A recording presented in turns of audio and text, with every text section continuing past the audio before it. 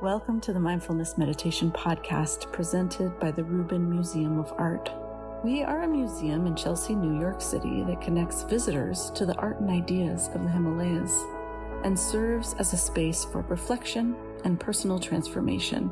I'm your host, Dawn Eshelman. Every Monday we present a meditation session inspired by a different artwork from the Rubin Museum's collection and led by a prominent meditation teacher from the New York area. This podcast is a recording of our weekly practice, currently held virtually. In the description for each episode, you will find information about the theme for that week's session, including an image of the related artwork. Our Mindfulness Meditation Podcast is presented in partnership with Sharon Salzberg and teachers from the New York Insight Meditation Center, the Interdependence Project, and Parabola Magazine. And now, please enjoy your practice. Hello, good afternoon, everybody. Welcome to Mindfulness Meditation Online here with the Rubin Museum of Art. Nice to have you join us today. My name is Dawn Eshelman, and as many of you know, we are a museum of Himalayan art and ideas in New York City. And here we are in our weekly program that pairs art and meditation practice. So, yes, we'll take a look at an artwork from our collection. We'll hear a brief talk, and then we'll have a short sit together, just 15 to 20 minutes. So happy October. We're talking about growth this month. And throughout our entire year, we've been exploring this theme of impermanence that many of us have throughout the year experienced in ways that we did not expect. And growth is a type of change, a type of impermanence that, while may offer some discomfort, right? Often we have to get a little uncomfortable in order to grow, but it is often an optimistic aspect of this idea of impermanence, this sense that growth is part of our nature.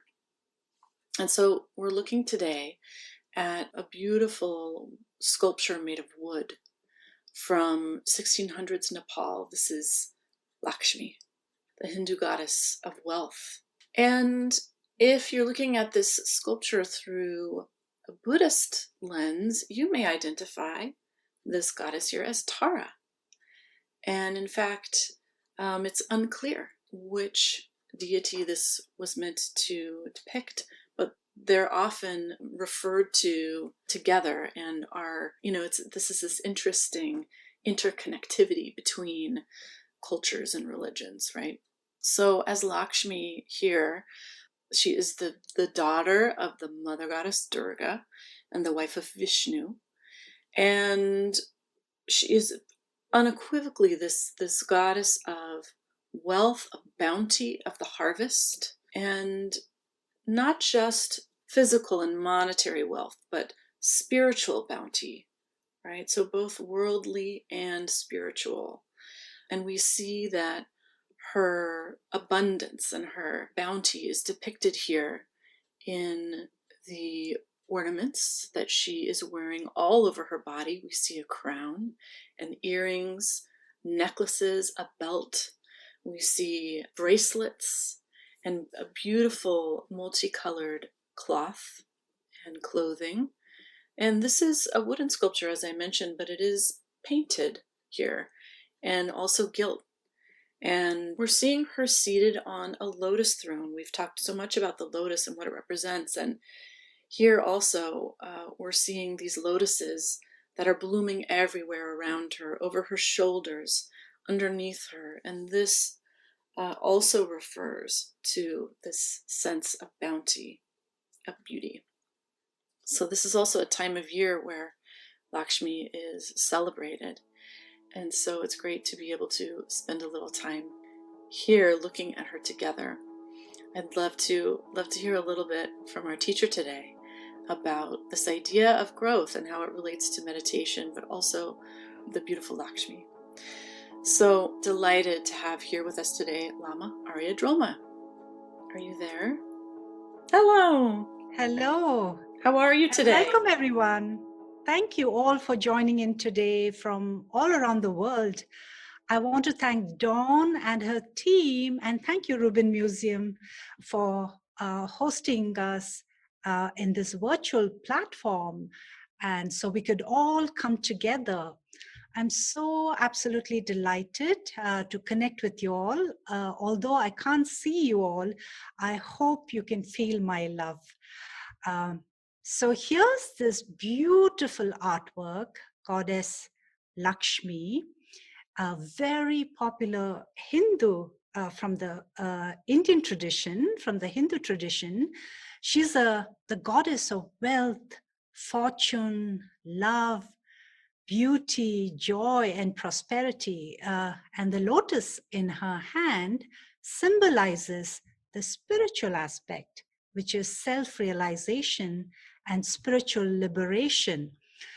So she's the goddess of wealth and prosperity. And during the Hindu New Year, which falls in October or November every year, and this year it's in November 14th, all the Hindu devotees from all around the world perform Lakshmi Puja, which is a ritual during Diwali, the festival of lights. And according to the legend, Lakshmi, the goddess of wealth, will visit her devotees and bestow gifts and blessings to welcome the goddess. We perform ceremonial pujas, rituals, and the devotees all light their house with lamps to show her the path, so she can come and bless the house with wealth and prosperity. And it's about new beginnings and the triumph of good over evil and light over darkness. And it's all about new growth. So every year, the devotees celebrate Lakshmi in the form of rituals, and she's always prayed daily. There are prayers offered to her daily in all these Hindu households. So she bestows wealth and prosperity. So I was originally born in India and practiced the Hindu tradition, and I'm familiar with all these Hindu deities and enjoyed all these wonderful festivals associated with all these deities. So it was praying to Lakshmi, to Saraswati, to Lord Ganesh, to Lord Shiva. And during my school and college years, I studied Christianity. And over a decade ago, I formally studied and practiced Tibetan Buddhism and also learned Zoroastrian and the Islam tradition. I feel so very blessed and so enriched to have the opportunity to study from these diverse religious and spiritual traditions. In all these diverse, multicultural, spiritual, and religious tradition, there's one important factor that connects them all. And that is the practice of meditation, and with the intention to transform oneself and to grow spiritually. And now the artwork from the Buddhist tradition, the deity is known as Tara, and my name Drolma is from the Tibetan Buddhist tradition, which also means Tara, the liberator. And Tara, the deity Tara, is known as the mother of all Buddhas. Tara's the most popular deity in the Tibetan Buddhist tradition. Every Tibetan, whether you are in the monastery or you are outside the monastery, does the practice of Tara. And every Tibetan monastery all around the world will chant Tara's praise daily to invoke her blessings, especially monastics like me who are in the spiritual path. We pray to Mother Tara for her protections and blessings, and for her guidance, so we will always be in the path and to lead us to enlightenment. So Tara is a very, very beloved deity. Here in this artwork, the deity Tara, she's seated upon the lotus flower, and the lotus flower is a very sacred symbol associated with purity, enlightenment, compassion, transformation, and growth. And while she's seated on the lotus, it's symbolic that she's fully enlightened. And when you're fully enlightened, you have the most compassionate and a loving kindness. That's what your heart is all about. So her right hand is facing outward in the mudra of supreme generosity, indicating her ability to provide beings with whatever they desire. And she's also seated in a very distinctive posture. Her right leg is extended out to show that she's always ready and comes swiftly to anyone who immediately asks to assist, anyone who calls for their help, or anyone who prays to her with devotion. Her compassion for all being is stronger than the mother's love for her children. So her mantra is Om Tare Tutare Ture Soha, which means praise to the Tara, hail. More importantly, as a spiritual practitioner, you and I, the ultimate purpose we pray to Mother Tara is to develop the same qualities she possesses, such as peacefulness, loving kindness, generosity, compassion, and wisdom. And all the while, the ultimate goal is to seek enlightenment. Most of us, often, we think negatively about ourselves. We have a lot of self-doubt, fear, anxiety. And if we think negatively about ourselves every day, gradually it becomes a habit. And these negative aspects become stronger and stronger. Example, when we become very angry or fearful, we find it very hard to calm ourselves. So the ideas, especially during these challenging days, there's so much uncertainty, there's so much hopelessness, and there's fear, and you're wondering what is going to happen to my future. And so each day when you have this fear and anxiousness, you tend to make it into a habit, and that's what you're giving your attention to. But whereas here, when we pray to Mother Tara or pray to Lakshmi, we are really asking their blessings to, elevate us from this anxiety and fear. And also they are symbolic of their beautiful qualities, which is our own innate nature, the qualities of peacefulness, loving kindness, and compassion. And through them, we try to acquire those qualities by chanting prayers to them, or visualizing them, or with our spiritual practice, and with meditation.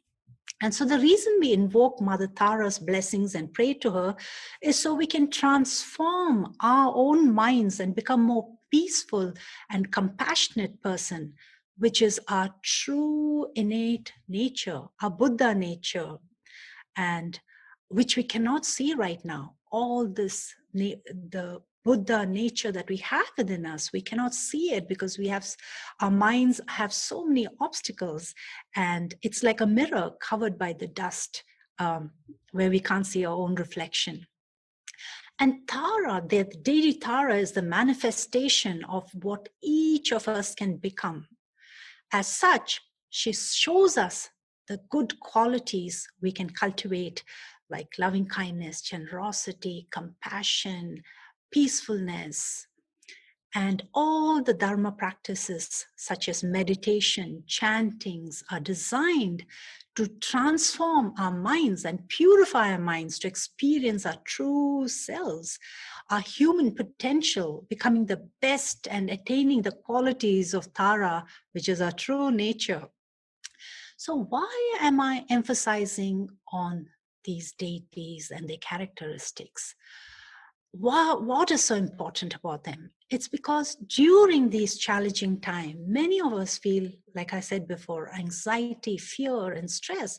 And we're concerned and worried about our health, our financial situation. And all this lead to grief and the loss of normalcy. Nothing is normal today. Everything has changed.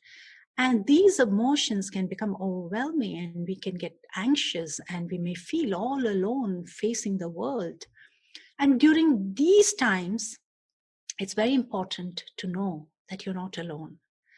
You have Mother Tara, Lakshmi, and all these beautiful deities, Buddha, whoever you choose to pray to call on them to help you, to protect you. And whoever you are familiar with, you don't need to be a Buddhist to receive Mother Tara's blessings.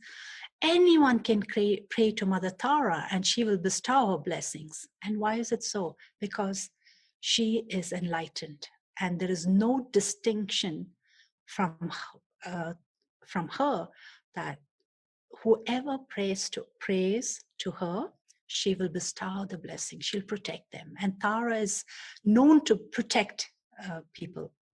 And during these challenging times, we can practice mindfulness. We can learn to deal better with negative thoughts rather than reacting unconsciously. We can learn to be calm and peaceful during these adverse times. And when you're calm and peaceful, your mind is more spacious to make the right decisions, you can take the right actions.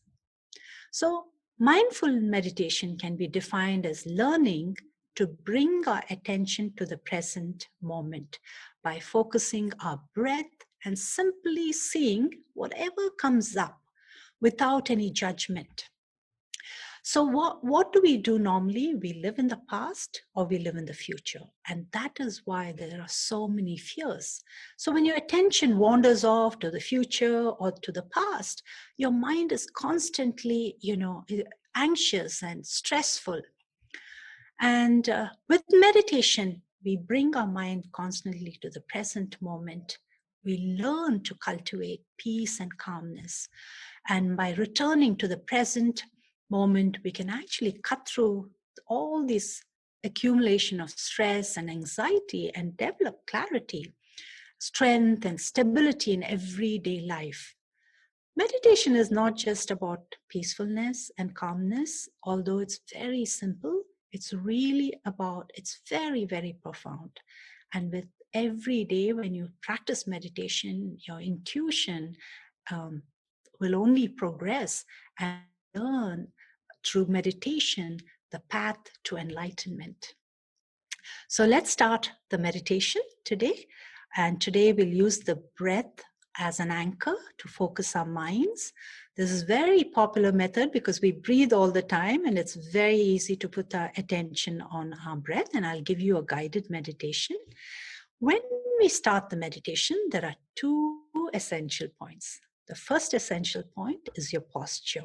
So in this meditation, we will sit upright and keep your spine as upright as you can, but also be very comfortable. I know there may be people who may have some pain at the back. So do your best, but sit upright and keep your spine straight.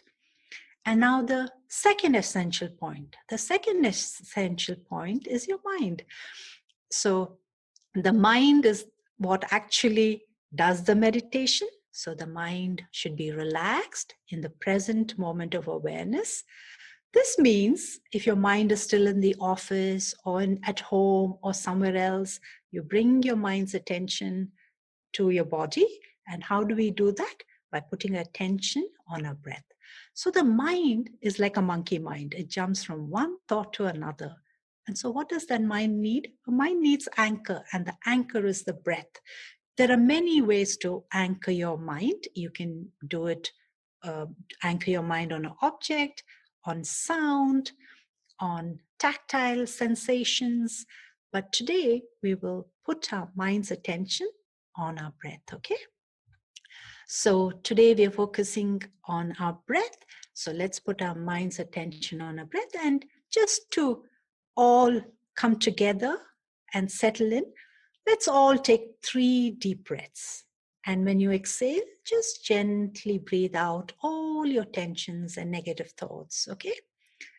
So let's do 1. Inhale deeply.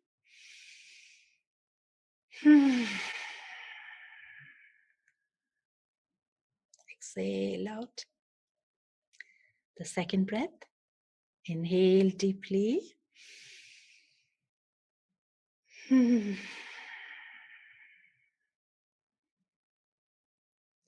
Exhale out all your stress and negative emotions. And the third breath. Inhale deeply.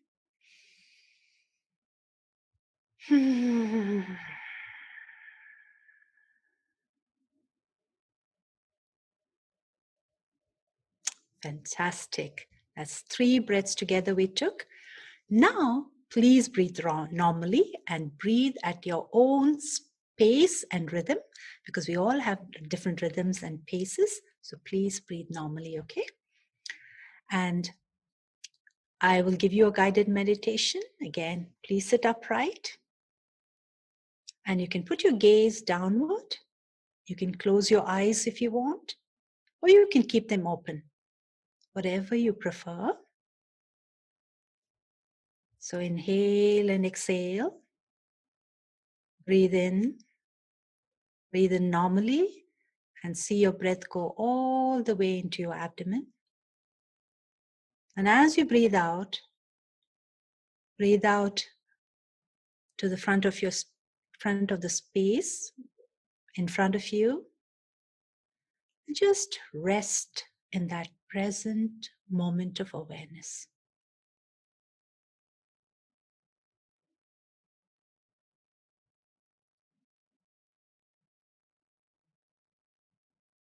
And we will sit together, putting our attention on our breath,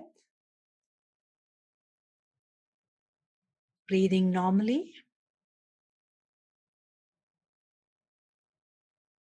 and keeping our mind in the present moment of awareness.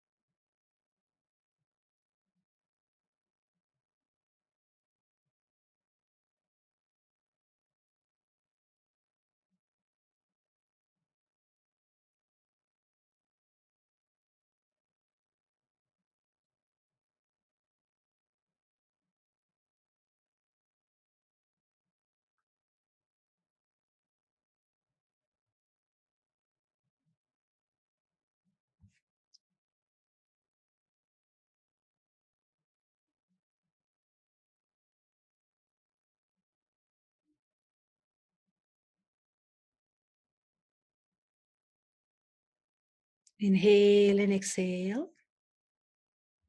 And as you exhale, just breathe out into the space in front of you, and just rest in that present moment of awareness.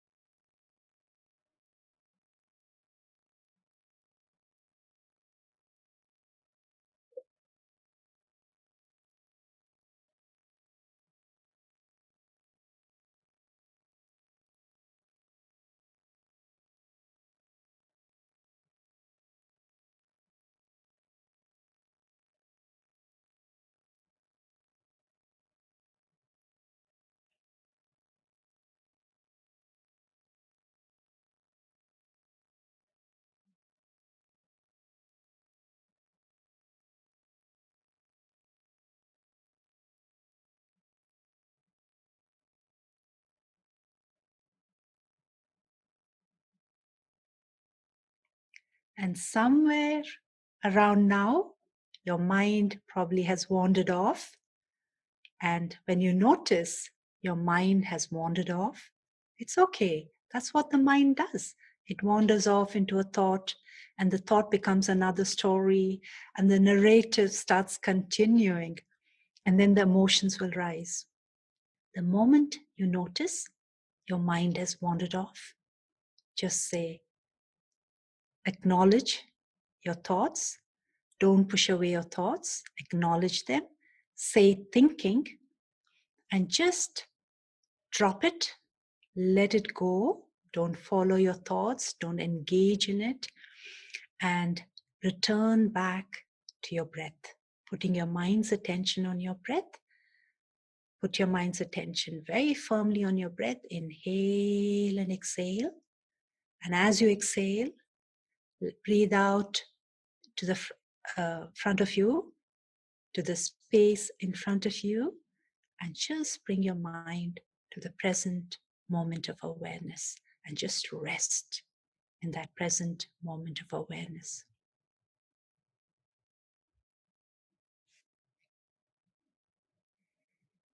Let's sit in this meditation for a few minutes.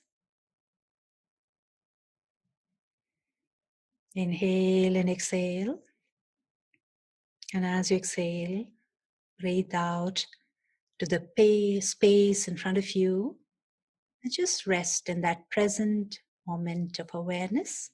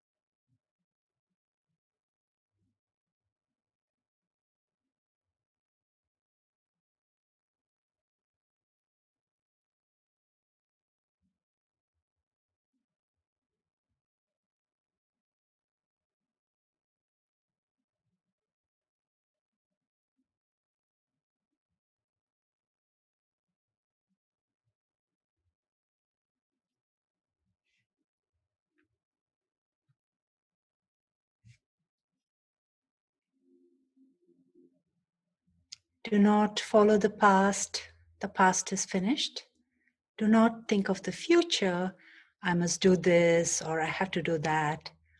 And especially when you start to meditate, when you have that calm and peaceful mind, you'll have a lot of lists you'll start making. So this is the time to meditate.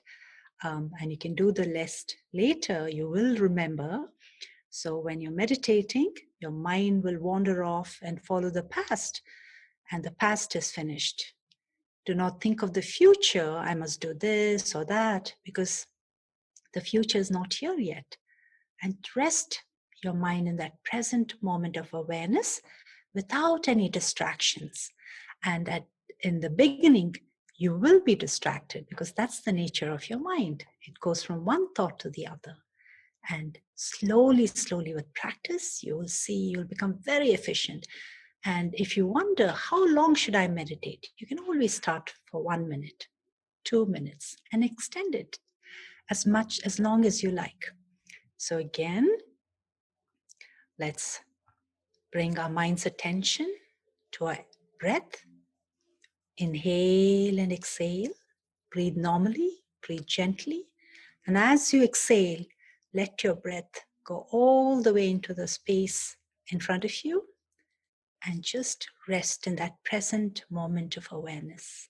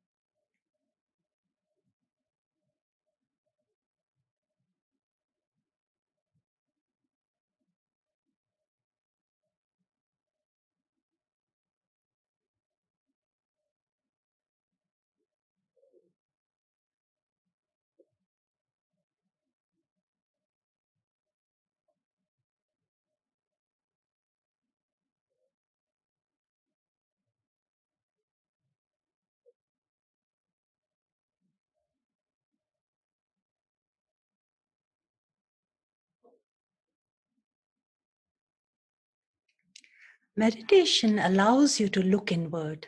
So when you meditate, you will see a lot of thoughts, list of things to do, like I mentioned before, thoughts coming and going, even more thoughts.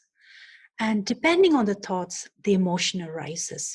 So, but as soon as you realize these thoughts coming in and out, just say thinking and gently let go. And then tell yourself this is your time to meditate. And little by little, you will begin to enjoy looking inward. It feels so peaceful and feels so spacious. You'll have more clarity and focus. Milarepa, he was one of the most famous Tibetan yogis. He would say, when mind looks at mind, it's very blissful. And I really advise you all to call on these deities, Lakshmi or Tara, Saraswati, Ganesh, Buddha, Muhammad, Zoroastrian, or anyone whom you favor. Call on them to help you because they are enlightened beings. They are like angels, like even Mother Mary. Call on them to help you, to guide you, to protect you. And as I mentioned, meditation really makes you peaceful and calm. And you'll understand when you start practicing meditation, in this moment of spaciousness, there's going to be growth. There'll be answers to a lot of your questions. And this is the collective interconnectedness that we can all come together and meditate. And what happens is that spills over to other people. And remember, when thoughts or emotions or a sensation arises, as soon as you recognize it, simply say, that's a thought, that's an emotion, and let it go gently. Don't follow after that. But the important aspect is, don't block your thoughts. When you push away your thoughts or block your thoughts, more thoughts will come. It's like the waterfall you see. You can never stop it. And your thoughts are like that. That's the nature of the mind. So don't ever try to block your thoughts. Instead, when you're meditating, when you see thoughts come and go, just acknowledge it and say, thoughts. You just have to give a label like thinking and let go and bring your mind's attention to your breath. Feeling your breath go all the way in. And as it comes out, let it breathe out to the space in front of you and just rest in that present moment of awareness. And let's do one more minute and we can take in some questions. So inhale and exhale. Breathe normally. Breathe gently. And as you exhale, let your breath go into the space in front of you and rest in that present moment of awareness.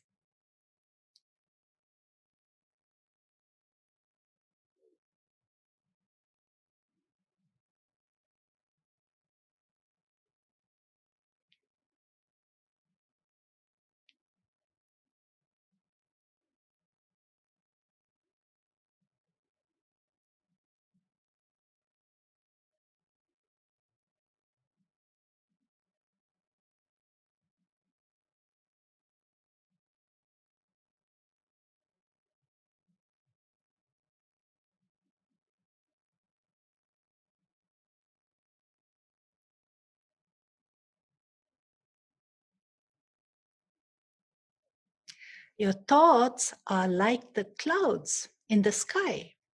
The sky is like your mind, and the clouds just come and go. They don't leave any trace, but we tend to grab onto the thoughts to make it into a narrative. So I hope this meditation was helpful. Thank you so much for that. Thank you. That concludes this week's practice. If you would like to support the Rubin and this meditation series, we invite you to become a member of the Rubin. Thank you for listening. Have a mindful day.